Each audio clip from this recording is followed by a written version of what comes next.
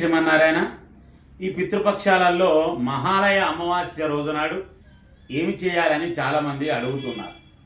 మహాలయ అమావాస్య రోజున మన పూర్వీకులు ఎవరైనా పితృదేవతలు అంటే తండ్రి తండ్రి తండ్రి తండ్రి తండ్రి తండ్రి తండ్రి అలా తరతరాల్లో ఉండేటువంటి పితృదేవతలకు సరైనటువంటి తిథులు నిర్వర్తించక ఉన్నట్టయితే ప్రతి సంవత్సరంలో వచ్చేటువంటి ఈ మహాలయ అమావాస్య రోజున మనకు తిథి తెలియనప్పటికీ కూడా ఆ పోయినటువంటి యొక్క పితృదేవతలు తృప్తి పడడానికి గాను మహాలయ అమావాస్య రోజున మధ్యాహ్న సమయమున వారికి తిరోధకాలను తర్వాత ఏవైనా బ్రాహ్మణులకు కానీ మనం దక్షిణ తాంబూలాలతో కూడుకున్నటువంటి స్వయం పాకాన్ని అందించినట్టయితే పితృదేవతలు మన గుమ్మములు నిలబడి మనను ఆశీర్వదించి మన వంశాభివృద్ధికి కారకులవుతారని చెప్తుంటారు కనుక ఈ మహాలయ అమావాస్య రోజున సంవత్సరంలో ఎప్పుడు జరిగినటువంటి యొక్క తిథులను కానీ మనం గుర్తు చేసుకొని మళ్ళీ ఆ అమావాస్య రోజున పితృపక్షాలకు పితృదేవతలకు కూడా తృప్తి కలిగించే విధంగా మన దాన ధర్మాల ద్వారా పితృ రుణాలను తీర్చుకునేటువంటి ప్రయత్నం చేయడమే ఈ అమావాస్య రోజు చేసేటువంటి కార్యక్రమం.